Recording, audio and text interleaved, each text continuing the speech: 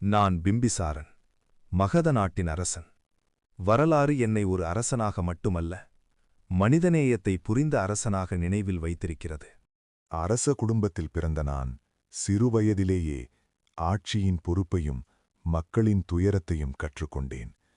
அரசனாக வேண்டும் என்பதற்காக அல்ல, நல்ல அரசனாக வேண்டும் என்பதற்காக. வயது குறைந்திருந்தாலும் மகதத்தின் சிங்காசனம் என் தோள்களில் வந்தது.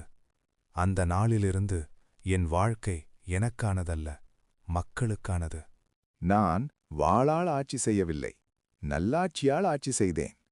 மக்களின் வயிறு நிறைந்தால் நாடு தானாக வளரும் என்பதை நான் நம்பினேன். யுத்தம் எளிது, அமைதி கடினம்.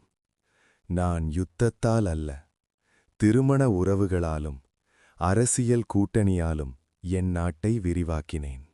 ஒரு நாள் நான் கௌதம புத்தரை சந்தித்தேன்.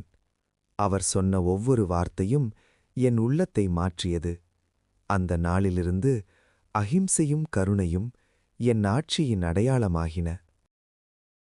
புத்த சங்கத்துக்காக வேலுவனத்தை தானமாக அளித்தேன். ஏனெனில் ஞானம் வளர்ந்தால் நாடு தானாக ஒளிரும். நான் அரசன், ஆனால் முதலில் மனிதன். நோயாளிகளுக்கு மருத்துவம், ஏழைகளுக்கு உணவு, அனைவருக்கும் நீதி. இதுவே என் கொள்கை. என் வாழ்க்கையின் கடினமான அத்தியாயம். என் மகனாலேயே நான் சிறையில் அடைக்கப்பட்டேன்.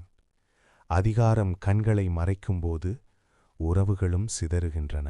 சிறையில் இருந்தாலும் என் மனம் அமைதியாக இருந்தது.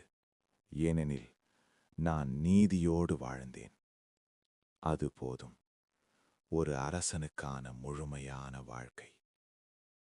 நான் மறைந்தேன், ஆனால் என் கொள்கைகள் மறையவில்லை. அமைதி, கருணை, நல்லாட்சி, இதுவே என் மரபு. நான் பிம்பிசாரன், யுத்தமில்லாமலே வரலாற்றில் இடம் பிடித்த அரசன். அதிகாரமல்ல, மனித நேயமே ஒரு அரசனை அமரனாக்கும்.